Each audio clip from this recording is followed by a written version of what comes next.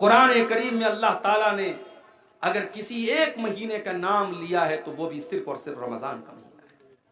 مہینے تو 12 ہیں مگر اللہ نے صرف ایک مہینے کا نام لیا ہے اور وہ مہینہ رمضان کا مہینہ ہے۔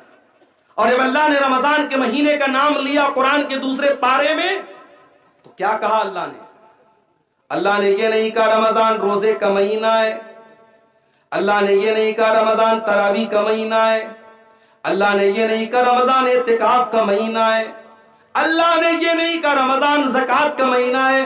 اللہ نے فرمایا شہر رمضان الذی انزل فیہ القرآن، رمضان کا مہینہ وہ مہینہ ہے جس میں قرآن اتارا گیا، ھدی للناس، اور یہ قرآن ساری مانوتا کے لیے مارگ درشن کا کام کرتا ہے، ساری انسانیت کو سچائی کا راستہ دکھاتا ہے۔ ھدی للناس وَبَيِّنَاتٍ مِّنَ الْهُدَى وَالْفُرْقَانِ، اور قرآن کی آیتیں سچائی کو کھول کھول کے بیان کر دیتی ہیں، حق اور باطل کو کھول کھول کے بیان کر دیتی ہیں۔ پتہ یہ چلا کہ رمضان وہ مہینہ ہے جس میں قرآن اترا تھا۔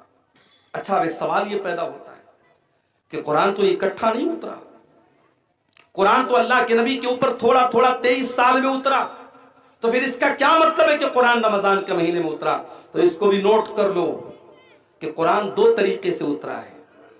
ایک تو قرآن لوح محفوظ سے مکمل آسمان دنیا پر، یہ جو آسمان ہم کو نظر آتا ہے نا، یہ جو پہلا آسمان ہے اس کا نام آسمان دنیا ہے۔ دنیا مطلب قریب، چونکہ یہ آسمان ہم سے سب سے زیادہ قریب ہے اس لیے اس کو آسمان دنیا کہا جاتا ہے۔ اس کے اوپر 6 آسمان اور ہیں۔ تو اللہ تعالیٰ نے لوح محفوظ سے آسمان دنیا پر جو قرآن اتارا ہے وہ رمضان کے مہینے میں اتارا ہے اپنے پیارے نبی کے اوپر، رمضان کے مہینے کی آخری عشرے کی کسی رات میں۔ اور وہ رات کون سی ہے؟ یہ وہی رات ہے جس کو لیلۃ القدر کہا گیا اور جس کے بارے میں اللہ نے قرآن کی سورت نازل کی، انا انزلناہ فی لیلۃ القدر وما ادراک ما لیلۃ القدر لیلۃ القدر خیر من الف شہر۔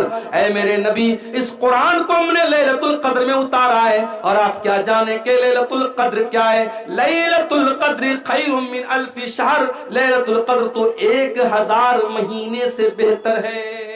تو ایک تو قرآن اللہ تعالیٰ کے یہاں سے آسمان پر اترا، پھر وہاں سے تھوڑا تھوڑا کر کے ہمارے نبی کے اوپر اترا ہے۔ اس لیے اللہ کہہ رہا ہے کہ رمضان کا مہینہ وہ مہینہ ہے جس میں قرآن اتارا گیا ہے۔ اور آج افسوس کی بات ہے ہمارا وہ نوجوان جو 24 گھنٹے میں ہزاروں بار موبائل کھولتا ہے کہ واٹس ایپ پر کس کا میسج آیا، انسٹا پر کس کا میسج آیا، فیس بک کی پوسٹ کو کتنے لوگوں نے لائک کر لیا، اور انسٹاگرام کے فوٹو